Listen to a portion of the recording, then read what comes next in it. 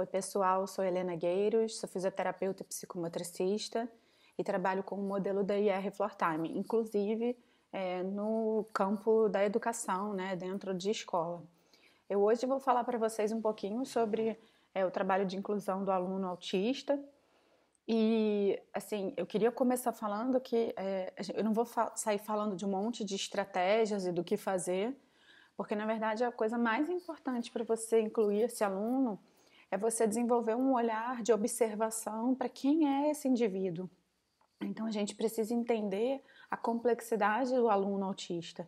E depois que eu consigo então entender quem ele é, fazer essa observação, a estratégia em si, ela vai, naturalmente você vai conseguir desenvolver ela. Então eu digo que a observação, quando a gente está falando do aluno autista, ela é 90% do trabalho, né?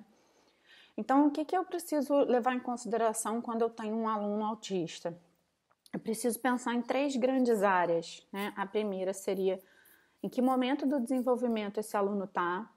Então, eu vou pensar no desenvolvimento típico mesmo, e a gente sabe que as pessoas autistas, elas têm dificuldades em solidificar cada um desses níveis. Então, às vezes ela vai até um pensamento mais abstrato, que seria um nível mais avançado do desenvolvimento, mas ela deixa lacunas lá na regulação. Então a gente vai falar um pouquinho sobre isso já já.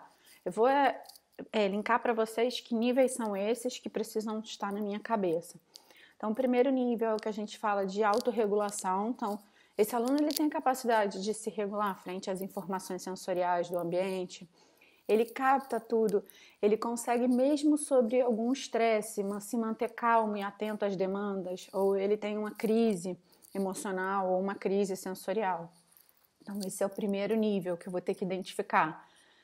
Porque se ele não consegue se regular, meu primeiro objetivo dentro da sala de aula é buscar recursos que ele vá se regular, né? Ajudá-lo com isso.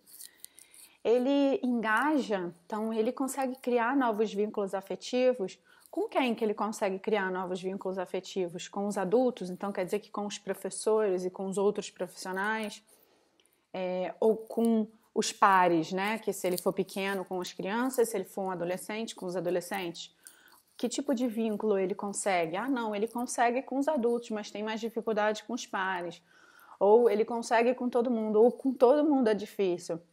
Se é difícil para ele criar novos vínculos e engajar com os adultos, inclusive, esse é o primeiro caminho, né? Começar a criar uma relação afetiva com esse aluno. A gente vai falar mais um pouquinho sobre isso no final, que essa questão do relacionamento, ela é muito importante nesse processo de inclusão. Ele consegue se comunicar, que seria uma terceira etapa aí do desenvolvimento.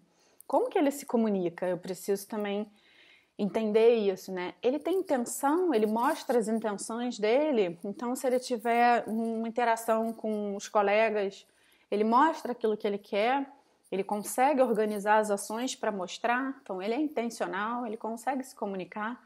E nesse momento eu ainda não estou falando de comunicação falada, a gente está falando de comunicação não verbal, de expressão facial, de gestos. Então eu tenho que entender isso, porque às vezes eu tenho um aluno autista que ele está rindo, mas ele não está rindo porque ele está feliz, ele está gostando do que o outro está fazendo. Ele está rindo porque ele está desorganizado. Então, só que as ações às vezes não são claras. Então eu preciso identificar isso. Eu preciso observar de que maneira esse sujeito se comunica e mostra a sua intencionalidade. E validar isso tudo para que ele consiga se manter na interação. Aí o quarto nível de desenvolvimento, que ele é importantíssimo para um ambiente escolar, para um ambiente educacional, que é o de resolução de problema compartilhada. Então ele consegue colocar as ações dele em sequência e mostrar para outra pessoa um desejo. Então se ele está dentro da sala de aula e ele precisa ir no banheiro, se a gente pensar nos nossos alunos, isso acontece o tempo todo. Quero no banheiro, professor? Quero no banheiro. Ou então ele vai lá, se ele não quer falar na frente de todo mundo, ele vai lá na sua mesa e fala, professor, posso ir no banheiro? Aí o professor fala, pode ou não, espera um pouco. E aí ele vai ou ele volta para a cadeira.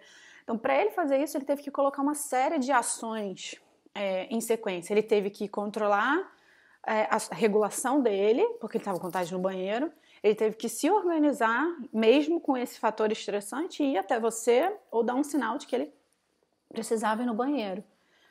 E isso é muito fácil o tempo todo, né, para os nossos alunos que não têm nenhuma dificuldade no desenvolvimento. Mas para esse aluno autista, isso pode ser muito difícil, porque como que são os passos para eu chegar até onde eu quero?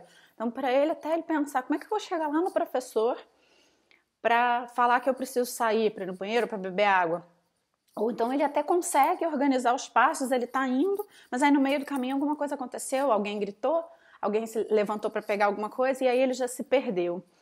Então a gente vai falar rapidamente sobre a praxis, que é essa nossa capacidade de organizar nossas ações com propósito, né, e ações novas. E a dispraxia, que é muito comum no autismo, ela tem um impacto muito grande nessa resolução de problema. E aí eu, como professor ou como profissional que trabalho dentro da escola ou da universidade, né, enfim, a gente pode estar falando de qualquer área da educação, eu preciso identificar os sinais de que esse aluno precisa de alguma coisa, que ele tem um desejo e que ele não está conseguindo comunicar. E aí eu vou me antecipar a isso, né, e vou chegar a ele e vou falar, eu estou percebendo que você está querendo ir no banheiro, ou estou percebendo que você está querendo beber água. E aí, se é um passo só, o aluno dizer sim, ou o aluno segurar na mão do professor, ele vai conseguir, mas ir até o professor, às vezes, pode ser difícil. Então, eu preciso ter esse olhar de observação. E aí, às vezes, você vai pensar assim, Helena, como é que eu vou olhar esse aluno se eu tenho vários outros alunos? Conforme a gente vai exercitando esse olhar para o indivíduo, você vai perceber que você vai começar a fazer isso com todos os alunos. Então você vai estar lá com uns 20, você vai começar a ver que o jeito que o José se mexe é porque ele já perdeu a atenção. Que o jeito que a Maria tá virando para trás é porque ela brigou, se ela já é adolescente, brigou com o namorado. Então você vai começar a desenvolver essa observação e às vezes é só uma aproximação. Então você está dando aula e você vai encosta no aluno. Fulano, estou percebendo que você está querendo ir no banheiro. E aí você volta para a turma. Então a observação ela é fundamental no processo de inclusão, né? Eu diria que a observação ela é fundamental no processo de educação como um todo, né? Mas a gente está falando aqui da inclusão especificamente da pessoa autista. Aí a gente vai para o simbólico, que seria o 5º nível de desenvolvimento. Então, esse aluno ele consegue elaborar ideias, ele consegue simbolizar, e isso é muito importante, porque o tempo inteiro na escola a gente está trazendo conteúdos simbólicos, né? Você é um professor de educação infantil, você está falando do fundo do mar, e você quer que ele pense no fundo do mar, mas você não tem um fundo do mar ali. Então, você está fazendo com que ele represente, que ele precise idealizar, imaginar alguma coisa que não está ali. E muitas vezes esse simbólico ele é difícil de ser desenvolvido pelo aluno autista e ele vai demorar um pouco mais do que as outras crianças.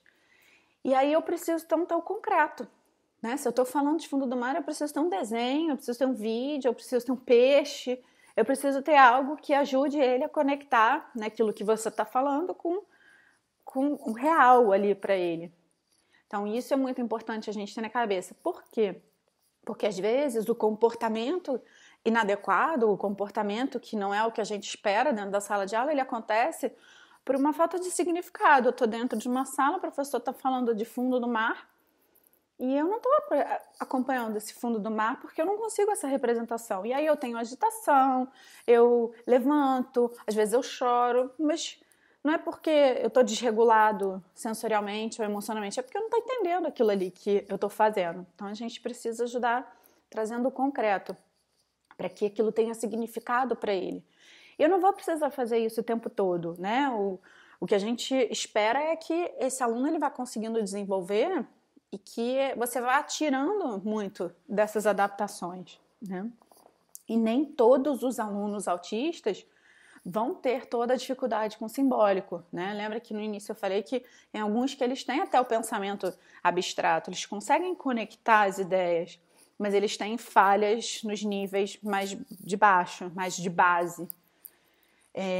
Até porque o autismo, eu nem cheguei a falar nada disso para vocês, mas o autismo ele é um transtorno de desenvolvimento muito complexo, né? Então, eu tenho uma dificuldade aí na comunicação, tenho uma dificuldade na interação, tenho uma dificuldade na resposta ao ambiente, né? De que maneira que eu respondo a esses ambientes, mas ela varia muito, né? o comportamento varia muito de autista para autista. Então, eu não tenho um autista igual ao outro. Então, se eu não tenho um autista igual ao outro, eu não tenho como ter um processo de inclusão igual ao outro, né? Eu vou ter que ter vários programas de inclusão, vários processos de inclusão diferentes. E aí, voltando agora para os níveis, o último nível que a gente vai pensar é o de pensamento abstrato, de conexão de ideias, né? Então, eu tenho o simbólico e agora eu começo a conectar cada uma dessas ideias. Eu começo a conectar elas e eu consigo criar e elaborar um texto, por exemplo, né? Às vezes a gente está cobrando que esse aluno ele cria um texto, mas ele não consegue conectar ideias, e um texto é uma ideia amarrada na outra para ele fazer sentido no final. Então eu preciso ter isso em mente, e se eu identifiquei que ele não consegue fazer isso, eu vou ter que mais uma vez trazer um concreto para ele, reduzir um pouco o tamanho do texto, né, para que ele consiga elaborar, senão aquilo fica sem sentido de novo para ele, e aí eu entro de novo no comportamento. Então eu preciso fazer essa observação desses níveis, até que nível ele chega e como que é essa oscilação entre os níveis, né? Ele consegue chegar no 6º, mas ele oscila muito. Então, ele passa a maior parte do tempo desregulado e quando eu consigo regular ele, ele chega. Então, meu foco principal vai ser na regulação. Depois que eu vou pensar nesses níveis mais avançados. Então, isso é uma grande área importante do desenvolvimento. A outra grande área importante são as diferenças individuais. Então, eu preciso entender quem é o meu aluno sensorialmente, então de que maneira ele responde às informações sensoriais, tanto do ambiente quanto do próprio corpo dele. Então, ele processa a informação auditiva, os sons, igual a todos? Não. Ele processa demais, então para ele um som dentro da sala é muita informação. E aí ele desregula, porque está muito barulho. Então eu preciso fazer essa identificação. E aí quando tiver muito barulho, de repente eu peço para ele pegar alguma coisa do lado de fora da sala, ou eu vou ali e ajudo ele dando um abraço, porque a gente já sabe que o abraço, claro que se você já tem uma relação com esse aluno, que o abraço ele dá uma informação corporal e essa informação ajuda a manter a calma. Eu preciso identificar se ele responde menos à informação auditiva, e às vezes você está lá chamando José, José, José, e o José não atenta para o auditivo, não é que ele não escute, é porque ele está focado em outra coisa e aí ele não consegue atender aquela demanda auditiva. Eu preciso identificar visualmente como que esse aluno responde. Então, ele consegue captar todas as informações visuais, as luzes, as imagens, ou ele capta de mais ou ele capta de menos. E eu preciso saber muito sobre essa questão visual, até para a forma como eu vou apresentar o material, né, as atividades para ele. Então, se eu tenho um aluno que ele foca muito nos detalhes, eu preciso tirar os detalhes da atividade para ele poder focar no todo.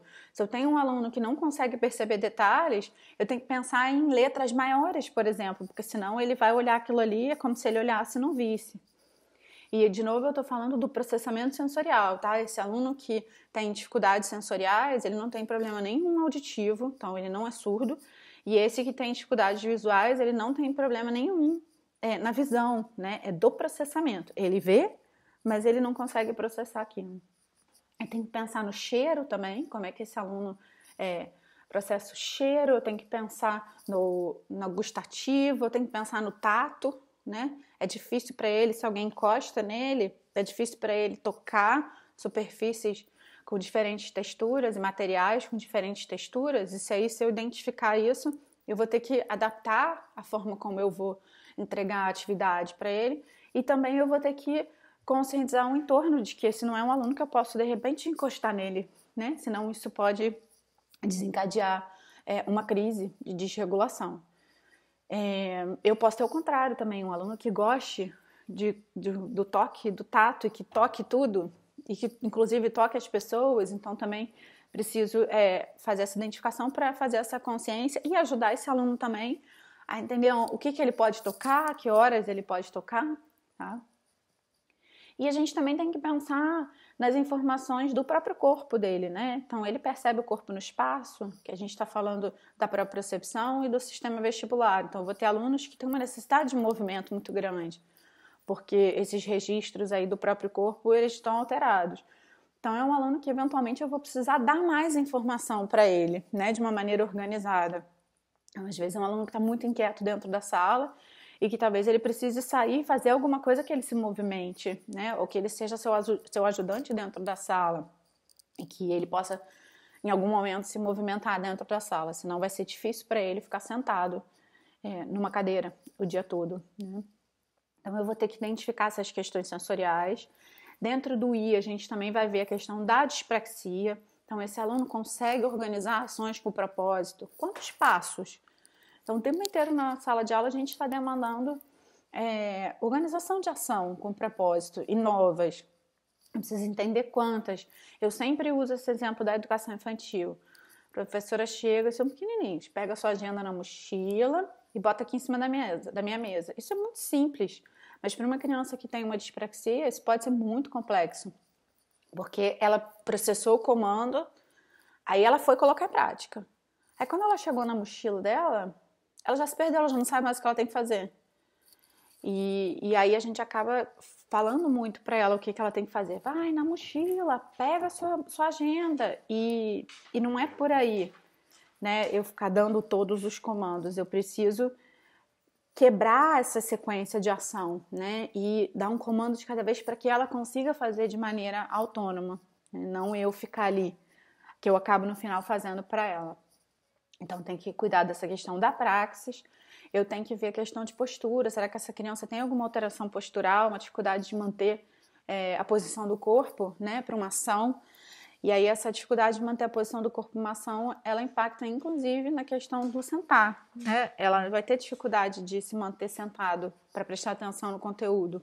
Então eu preciso de muito encosto para ela, né? Eu preciso me certificar de que ela está bem acomodada, né, sentada, encostada numa cadeira que dê esse suporte, né, nas costas dela, para que ela fique mais organizada para prestar atenção. Eu tenho que ver essa questão da postura também. Quando eu estou pensando na postura, eu posso pensar se o pé dela encosta no chão, então isso é muito importante também, para ela manter um bom posicionamento no corpo e ter atenção a você, professor. Se não encosta, eu tenho que pensar então aí em como, ou se eu botar um banco, ou alguma coisa para que o pé leve, ou pensar numa mudança de cadeira. Então isso também é muito importante. Eu tenho que pensar na questão da linguagem, né? De que maneira ela se comunica. Então, tanto de que maneira ela compreende aquilo que eu estou falando, quanto de que maneira ela se comunica, né? Ela entende uma frase muito complexa, ela entende uma frase muito grande. Ah, entende, então tudo bem. Não entende. Então eu vou ter que entender quantas palavras eu vou usar naquela mesma frase para que ela consiga compreender o conteúdo. Ela entende só a fala ou eu preciso associar um gesto, né? Então eu vou falar e vou associar um gesto. Isso facilita o entendimento dela daquilo que você está passando. Ah, não, é muito importante ter uma imagem visual. Então você vai estar explicando e você precisa fazer um esquema, fazer um desenho no quadro. Isso facilita a compreensão. Então isso é importante da gente ter na cabeça. E também de que maneira ela se comunica, né? Então ela vai se comunicar através de olhares, de expressões, de gestos, ou ela fala para se comunicar, ela usa frases, ela usa algum tipo de comunicação alternativa para comunicar. Então tudo isso precisa ser observado e precisa se achar uma maneira para ela se comunicar, né? Tanto com você como professor, quanto com os outros alunos. Uma outra questão que a gente precisa identificar aí dentro dessas diferenças individuais é o entorno que ela está inserida, né? Essa família que ela está inserida. Isso também a torna única, né? Então, ela está inserida numa família que ela está disponível para participar desse processo dela na escola. Ah, sim.